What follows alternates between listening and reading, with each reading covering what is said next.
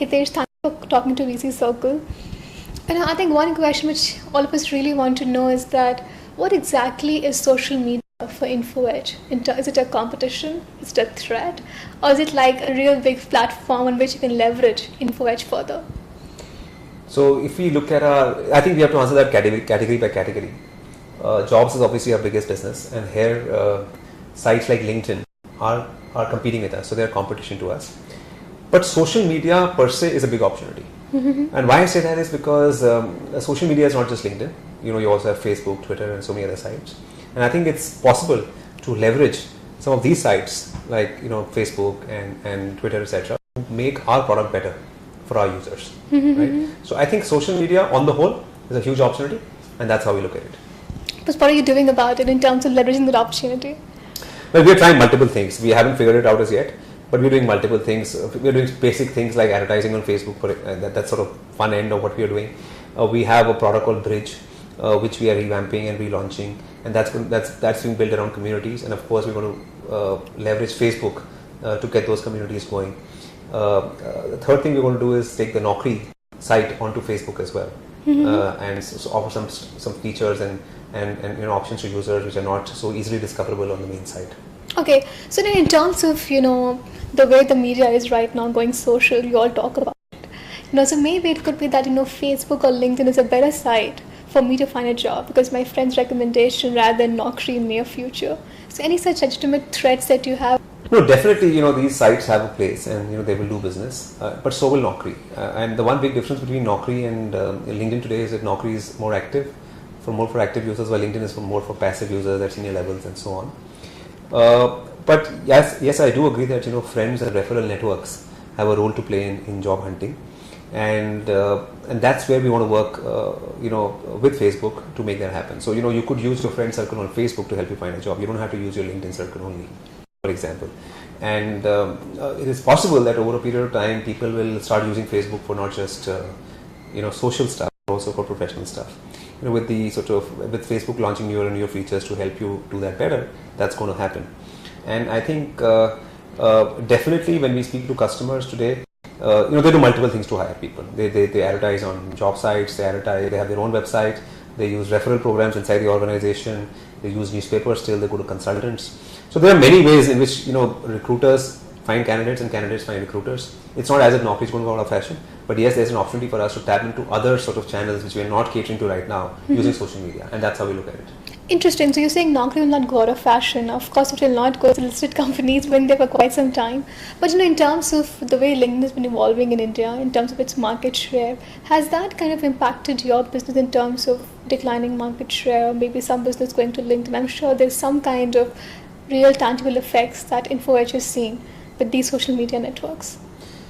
Okay, let me answer your question in two parts. Is LinkedIn impacting our business today? The answer is no. The reason being that LinkedIn is still a very small sort of site in India so they may have a lot of users, but they're not going aggressively in the market and getting new customers, etc., etc. They're getting their act together on that one, but they're still very small. We have, let's say, 40,000 customers in India. I'm not sure how many LinkedIn has on the recruitment side. But will they be a threat going forward? Do we see them as competition? Definitely yes. And we do see them as competition for sure. And like I said, we're doing multiple things. We're trying out Bridge. We are going to take Naukri to Facebook. We're seeing how to integrate better with social sites. We've got a section called Naukri Premium now, which did not exist till some time back, where we are offering superior services to premium users, which are the kind of these are the guys who are sort of more present on LinkedIn. Is it impacting business today? The answer is no. Could it impact a business 3 years down the line? The answer is definitely yes. And we have to do something about it. Any steps you're making in that direction? Like I mentioned, multiple things. Okay. Bridge, Naukri Premium, making the Naukri site a little more social, using Facebook to sort of help people use their friend network better to find jobs. These are all areas we're working in. Interesting. You are one of the internet veteran in terms of having been the first few internet companies to go out, list at a time when internet was not really such a popular concept in India, so to say. With so many internet businesses being developed right now, particularly on the e-commerce side or daily deals side, what are some of the kind of trends that you see evolving? So, if you go back 10 years, when Naukri sort of raised money, that was almost 11 years ago, there were just 2 million internet users in the country, total users. And the number of regular users, maybe people who use internet every day, were maybe a couple of 100,000. Today there are more than 100 million people who are on the internet, and there are at least 40-50 million who are active every week on the internet. So the market in terms of users, the penetration has grown 20x, 30x, 40x over the last 10 years. So clearly, there is an opportunity here. I mean, internet, for example, advertising on the internet is bigger than advertising in print and on television in many countries today, while in India it's still very small. So a lot of businesses are going to get built for sure, right? It's a matter of time, and for a lot of businesses to get built, several hundred businesses have to get funded, and we are seeing that ecosystem develop slowly as well, right? There are lots of internet companies getting funded today. There are angel investors who put in $100,000, $200,000. There are VCs who do Series A funding, and now you have even private equity firms doing late stage funding in some of these larger ventures. So if you now go forward another 10 years, India will probably have maybe 500 million internet users, 600 million internet users, up from 100 million today. And the number of regular users will be not 18 million or 20 million or 40 million, but maybe 200 million, 300 million, 400 million. So there's a lot which is going to happen. And a lot of people will try various things. And some will succeed, some will fail, but a lot of businesses will get built. Of course, you're seeing a lot of traction in e-commerce right now, but that's not the only category. Content businesses will be very big as well, right? Mobile-based businesses will be very big. Mobile is only now beginning to happen, and worldwide we are seeing that a lot of people are very, very active on mobile devices. So you will see sites which are built for the mobile phone, for example. Social is another big opportunity. Just like a lot of us built our businesses around Google in the early years. Today, you see a lot of businesses building their business around Facebook. True. So Facebook is the World Wide Web of 1997 or 1998 in some sense. So I think these are some of the big things which are happening. Location-based services, as people start using the phone more and more, and as people get to know their location, there'll be a host of new businesses which you will see built around these services as well. So these are some of the areas where we expect a lot of action going forward. Interesting. Even at the same time when Make My Trip also got started, of course the company went through a lot of business models being changed from time to time, and eventually the company had a successful NASDAQ debut listing. On the other hand, you made a decision of basically listing in Indian public equity markets. So, what do you think is a listing bar for internet companies? I think it depends. In our case, it was more of, we were one of the first companies to go public. We said our customers are in India, our brand is in India, we were profitable, and we were able to attract investors from outside to invest in our company. And we got a healthy valuation as well. So we felt it was, it made sense for us to go public in India. On the other hand, the fact, it's true that the Indian stock market does not understand internet as well as, let's say, American investors do, and that's changing slowly. With we've got a lot of people covering us. We have a lot of research, and people are beginning to understand what the internet is like. But in general, it is difficult to list a company in India if the company is not very profitable. On the other hand, it's possible to list in NASDAQ even if you're not making money. And I think several internet companies will, going forward, become very, very big, and they may want to give their investors an exit, and they may not be very profitable. For them, it may make sense to list on NASDAQ.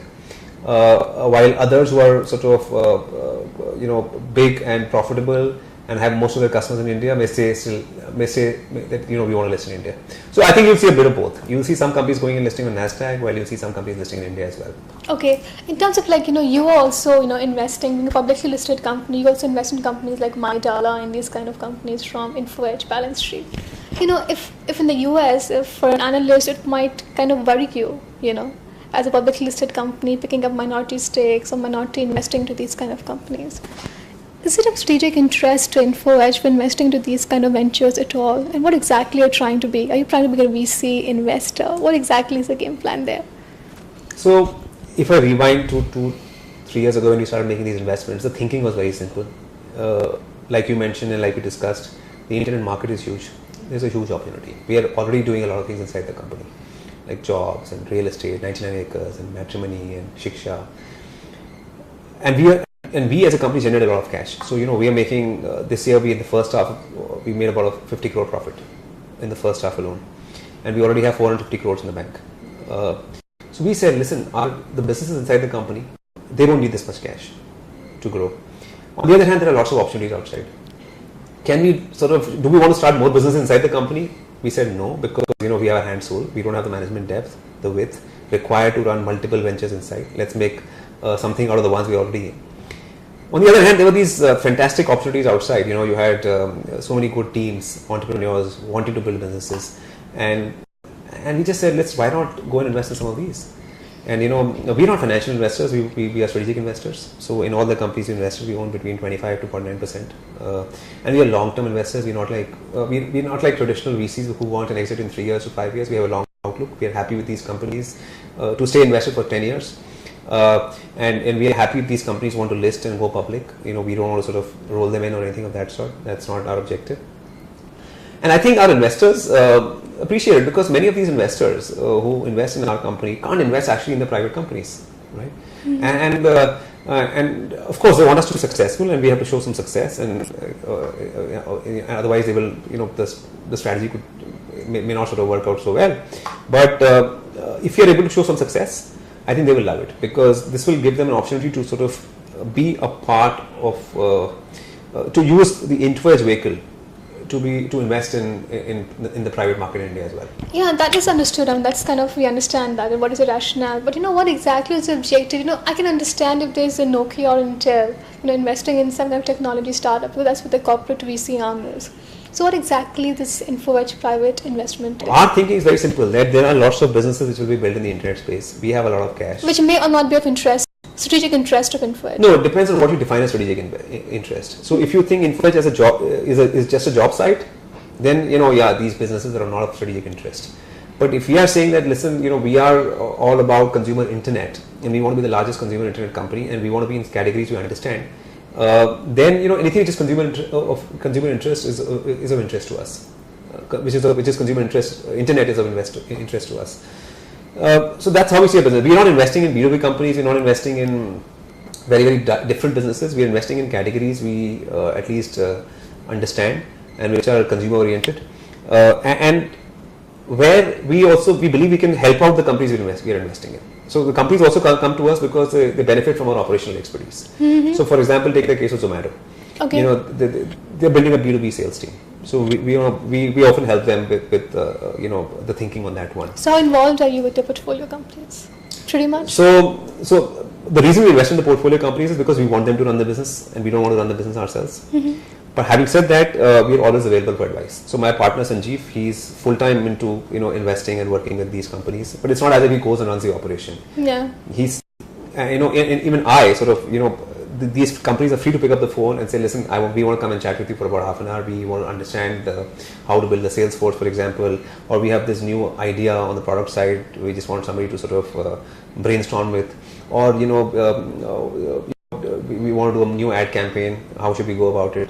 So our role is more of an advisor and mentor to these companies. We are not running these businesses. We don't want to run them, because otherwise we would have done them in-house. Interesting. Any thoughts on the e-commerce valuations right now in terms of billion-dollar valuations of private capital e-commerce, and a lot of e-com investing going to these deal sites or e-com sites? You being an investor and of course an entrepreneur, successful one. What is your thought on that? Just like beauty lies in the eye of the beholder, valuations depend on what the investor's outlook is for the businesses they're investing in. So today, but you're also investing in similar businesses, right? So it depends. So today, for example, if you believe that India is going to grow at 7% every year for the next 5 years, given what has happened in the last few months, then you will start looking at valuations very differently. Mm-hmm. On the other hand, if you believe that we're going to grow at 9% year on year for the next 10 years, your outlook will be totally different, right? Because the difference between 7% growth and 9% growth is huge. 5 years down the line, with 7% growth, a business could reach $100 million, but with 9% growth, the same business could reach $400 million in top line. That's the kind of difference. So often, valuations are a result of the view you have on the economy and on the business. However, the truth is that there is real stuff happening out there. There are some companies doing a fantastic job. I know personally a lot of people who bought online and they're happy with the experience. There are good deals available, goods get delivered on time. there is action in the online. There is some real stuff happening. These are not paper valuations in that sense. These are not concepts. They are real businesses. Whether they justify the valuation, like I said, it depends on what your outlook for the industry and for the category as a whole is. Interesting, talking about the IT jobs market, the way the world is right now in terms of Europe, and of course some of these effects will come to the developing world, and of course US. Well, is that affecting, the jobs market or recruitment, especially for Naukri, InfoEdge, in terms of the IT jobs segment of yours? So IT is very big for us. So we get about 35 to 40% of our revenue from IT and IT enabled services kind of companies. And like you said, this segment is more linked to the US and the Europe economy than to the Indian economy, right? Yeah. What we've seen till now is that every time there's been a slowdown in the US, the outsourcing has benefited because companies want to cut costs and they end up outsourcing more jobs to India. However, in the last meltdown, in 2008, when Lehman crashed and so on in October 2008, that was a different scenario altogether because that was a major shock. So I would like to differentiate between a shock and a slowdown. In a slowdown, you often see more outsourcing. In a shock, what tends to happen is that companies freeze. They stop taking decisions. And it could be a while before they start sort of deciding on what to do next. So what we saw in the shock was that business really suffered and many companies delayed decision making. And I think outsourcing must have also suffered for a while till companies got their act together and got their strategy right once again. On the other hand, whenever there is a slight slowdown of any sort, we see outsourcing going up. Because decision making does not stop and companies still keep working at cutting cost. So my sense on this slowdown is that if this is a slowdown, a minor slowdown, then I think outsourcing will go up. On the other hand, if you get a shock tomorrow, if there's something which happens to the euro or let's say in Europe and the market sort of tanks, then it could be a different scenario altogether. Mm-hmm. So what are you seeing now? I mean, is it impacting the business in terms of quarter earnings or something? So I think growth has definitely slowed down compared to last year, but it's still healthy. It's still, in the first half of this year, we grew at about 30% or 28.9%, which is not bad. Last year, we grew at 48% on collections. Interesting. Yeah. You said, you're a company, internet company, which is sitting on so much of cash and, trying to look out for opportunities to invest in. So many internet companies are being built. What is it that it take to, really build scale and revenues and ultimately profit for these kind of companies? I think different things work for different people. But I do believe that being frugal helps, because there's no point in, so you should be customer focused and do what the customer wants and what will benefit the customer rather than look at competition and see what they're doing. So it should not be that, okay, somebody's going and spending $10 million, I need to go and spend 15. You should do what makes sense to the customer. It helps to be frugal. And what we have seen in our experience is that complete teams, scale up much faster than incomplete teams, right? So if you have 2 or 3 solid people in a team, we find that at least I believe that these teams tend to scale up a lot faster than, let's say, one person show. Okay. And I think in early stage companies, it's often about getting this core team right. And if you get the core team right, then you'll build something at least. On the other hand, if you are, you may be in the right category, in the hottest category, but if you're not a great team, and if you're not, you may find that you just get left behind the competition. Interesting. Talking about content for some time now, and we've got content consumption. How is the mobile piece coming along for your business? So I think... Is the growth really for real? So I think mobile is still small for us. Not that we've done a very good job on the mobile as yet, but we are working at it. But from most people I speak to, except for Google, which is getting a lot of traffic on the mobile phone, the share of mobile in total traffic is between 5 to 10%, right? And I think that's how it's going to be for the next 6 to 9 months. But if you take a 3-year perspective, I think mobile will be really big. Because for mobile to become big, people need to get smartphones and some high quality feature phones. And that's only now beginning to happen. So people are now sort of gradually buying Android phones, iPhones and so on. Plus you need good connectivity. And with 3G, as 3G services are rolled out and as 4G services get rolled out over a period of time, you'll see that happening as well, and as prices fall. So I think from a 3 to 4 year perspective, it's a really big story. Right now, it's still maybe 5-10% of the traffic for most companies. Any strategy for mobile in making? So we are sort of investing behind our mobile sites. So we're going to be launching, we already have a basic website for Naukri, we have a basic website for 99 Acres and Jeevan Sathi as well. We have some apps going too. We have a Naukri app on BlackBerry. But I think now we're looking at it a little more holistically. We are investing behind a separate team to do stuff on the mobile phone, and you will see some output going forward. Interesting. So Info Edge is essentially the Naukri brand being leveraged across various multiple properties of yours, of what a third party person will understand it. So how is selling real estate online, 99acres.com, and considering the way real estate is right now? So we are very happy with the way 99 Acres is now progressing. So Okay. it took us a while. It's a 6-year-old website. People forget that. And we went through a really tough time in 2008, 2009 when the market just crashed for real estate. But last year we grew at 70% in terms of top line. And this year in the first half we grew at 45% despite the slowdown. So despite the slowdown, I think if a business is growing at 45%, we must be doing something right. It's still small compared to Naukri. But I think if you look at what's happening globally, real estate sites are almost as big as job sites. So as a category, it's probably bigger than jobs in India. Yes, what you will see for the first few years is a lot of real estate sites will be about new homes because people are still buying their first homes in India. But as the market develops, as the market sort of evolves, you will see a lot of secondary sales also happening online through dealers and so on and so forth. So it's a very big segment. It's a very highly unregulated and fragmented market, which makes it perfect for the internet.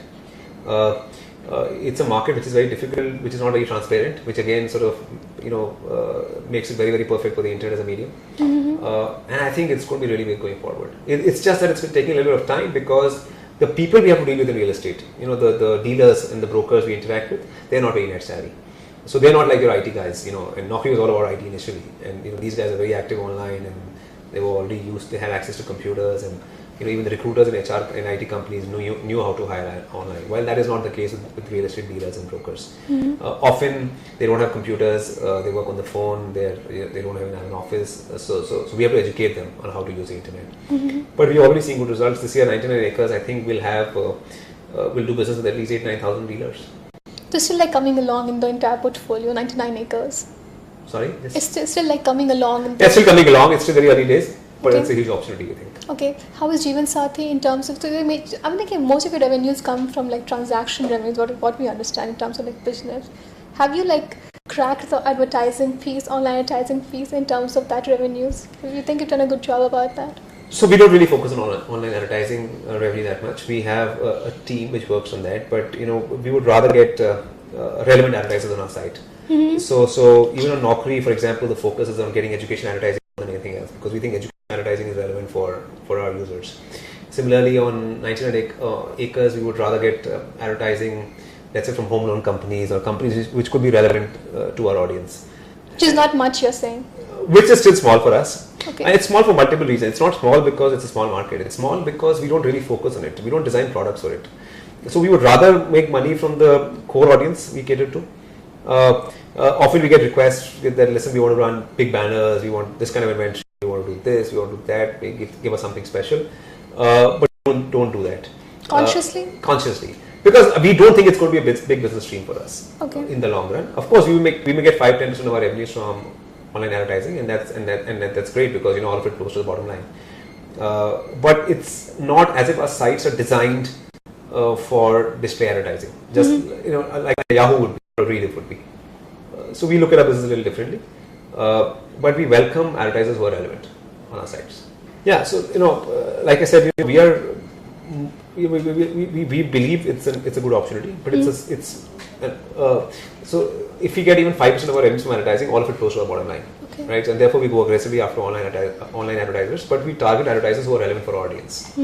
Like I said, education companies on Naukri, home loan companies on 99 Acres, companies who may offer relevant packages for people who are likely to get married on Jeevan Sathi. And I think that works best for the companies as well, and it works well for our audience too. So how is Jeevan Sathi coming along as a business? So matrimony is a tough business, and it's tougher for us because we are not number one in this category. We are a number 3 player. But we do a fair amount of revenue. Jeevan Sathi, I think, did about 21-22 crores of revenue last year and lost 4 or 5 crores. It's not as if we are burning a lot of cash out there. I think number 3 players should be looking at the market a little differently. They should not be doing what the number 1 player does. you need to disrupt the market, you need to do things differently, and that's how we're looking at our business. So if we have to become do anything of significant in this category, we need to sort of disrupt the market and do things differently, and that's what I guess the team should be focusing on going forward. So you're doing that? We are thinking about it. So you have, unlike Bharat Matrimony, really going very segmented in terms of secondmarriage.com and some community websites. Sites and so on. Would you be also segmenting within every category also what you cater to? Any plans in that direction? Well, not at the moment. We don't. We sort of going with one brand at this point in time. But I think before we take a decision like this, we'll do some research, serious research with our users to figure out if it makes sense to go this route. But there are many other ways to disrupt the market as well. I think Bharat Matrimony has done a good job of doing community sites and caste-based sites, and maybe that's why they're number one. But there are many other ways to disrupt the market as well, and that's what I think we should be doing as a number 3 player. Okay, so what is the end positioning, Hitesh, for Infowedge? Is it like the largest consumer internet company catering to some bouquet portfolio of internet properties, or is it like I become the category leader in every property I cater to, and maybe hive off all of them as individual businesses in near future, because all your categories can become independent businesses in their own right? Just like the internet market in India is evolving, so has Infowedge's positioning been evolving. So we started with a job site. Yeah. Then we said we're an online classifieds company, which is what we are really speaking inside the company. If you look at us, we basically go after online the classifieds businesses like jobs, real estate, matrimony, education. These are big categories in print as well. And essentially what we are trying to do is migrate this revenue online. That's what we're doing inside the company. But like I said, the opportunity is huge, and we believe that it is possible for us to do more things, not maybe inside the company, but by investing in companies outside. And today, we are more of a consumer internet company with interest in multiple categories. And ultimately what we would want is that we become a leader in several of these categories we operate in, right?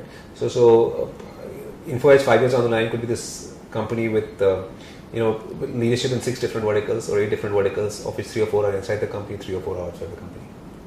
Okay. That's how we look at our business right now. Okay, so that is which is why the investing outside the company rationale comes from. Yeah. Okay, interesting. Any kind of company, there of course there are high points and low points. And I asked this question to you because a lot of internet businesses are being built right now, and these entrepreneurs go through such challenges on a daily basis.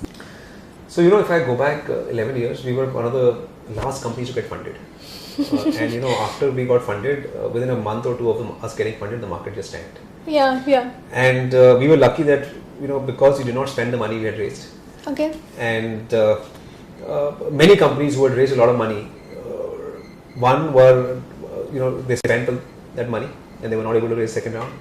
In many cases, they were not able to meet the targets they set for themselves, and therefore the rest of the money did not come in. When we raised money, we had a very conservative business plan. And the reason we were able to, the money we raised, we got it in tranches. All the money came in was because we were ahead of our plan at any point in time. So we under-promised and over-delivered at every stage. And I think that really worked for us. 2, from the very beginning, we were focused on our business. So we never really thought about valuations that much. We were not really, we didn't want to sell the company or anything of that sort. We were focused on building the business. And we were focused on profitability and growth. And I think at that point in time, it really worked for us because for many years, actually, after we raised money, funding was not available. I think after 2000, the next round of funding probably happened in 2005 or 6 or 7, I don't know when. So for several years in between, companies were not able to raise money. So I think if my advice to everybody would be that 1, focus on being frugal, 2, raise money when it is available for sure, because who knows, the money may not be available tomorrow. 3, once you raise money, you don't have to spend it. Okay, you can sort of keep it in the bank and then go about building business the way you would build an offline business or any other business. Or build business if it was your own money. True. Right? And just focus on the customer and focus on what the market needs. Don't worry too much about competition. Of course, have to keep an eye on competition, but if you focus on the basics like sales and marketing and product and service, you will get it right ultimately. Right?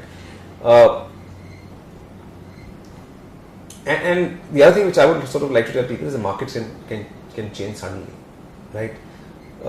We saw that in 2008. For a year, I think year and a half, there was no funding available.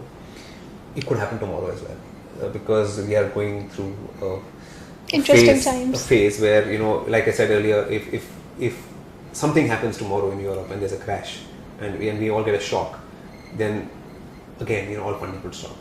So if you raise money, great, but be conservative. Low points. About how you spend it. Low points of the company. You want to share that? So you know, thankfully for us, you know, 2000 is when we raised money. For several years after that, we grew handsomely and we had a good time. Except, of course, there were those moments where we were worried whether the money would come in or not. You know, because the money came in tranches. There was a point in time when we were losing 25 lakhs a month and we had just 3.5 crores left in the bank, and there was no funding taking place. So we were really tense and worried about that. But we kept sort of our eye on the business. We kept our eye on sales, and that's how we rapidly expanded our sales operation, because the sales operation became very profitable. If you look at the last few years, you know, we've been through a rough patch. We went through a rough patch in 2008, 2009. At the peak of the slowdown, our sales were down 30% in Naukri. So we contracted by 30%, and that was something which was new to us. You know, our headcount actually shrunk at that time. So that was a rough 1.5 years. But now that we've seen those 1.5 years, we feel more confident about the future as well. And somewhere, you know, I think the other businesses which we have been investing in inside the company have taken a little longer than we thought they would take to scale. Okay. But we are confident, and we are sort of hopeful that, like I said, 99acres is now doing pretty well, and you know, it's a big category, and we will ultimately do well in this category. But yeah, I would say, you know, somewhere we've been disappointed with the pace of growth in these businesses. And I think that's got to do with internet penetration. I think internet penetration in India has disappointed a lot of people. It's not grown as rapidly as one would have liked it to grow. Broadband has not grown as rapidly as one would have liked it to grow. And I think I'm hopeful that all this will change going forward. Interesting. Last question. You know, when you really came about, it was like, you know, Naukri, which really brought about this first wave of internet, you know, wave in India. But you were like, now you're listed, you're growing, great stuff you're doing, you know, profitable, sitting on a lot of cash. But when it's a next second wave of great internet revolution we can expect from Naukri? Or would you like be like another technology company that's being listed there? What is your viewpoint? Well, I think it's already happening as we speak, because you know, there are several interesting businesses being built inside the company, and I think these businesses, once they are built, will take the company to a different level altogether. Today, at the end of the day, we are still a 300 crore, 350 crore business. You know, maybe we're doing 70, 80, 90 crores of profit, but we are still seen as a small company. But I think once we build one or two new businesses inside the company, we'll really sort of that will really take this company to the next level. And of course, like I said, and that's how we see our business growing for the next 3-4 years. And if you look at what we're doing now in terms of, you know, like we're investing in so many companies outside. None of these companies will make it big in the next 1 or 2 years. Those are all startups. We're not investing in late stage companies. But I think 5 years down the line, some of these companies will become Naukris in their own right. And you know, at that point in time, I think that will be a third sort of burst of growth for this company. So Naukri is something which we've done. I think there are 1 or 2 interesting businesses being built inside the company, which is like 99acres and Shiksha and Jeevansathi, which will become big in the next 3 to 5 years. And after that, I think some of these companies we've been investing in, some of them will sort of really become very, very big. And I think that will be the third phase of growth for Naukri.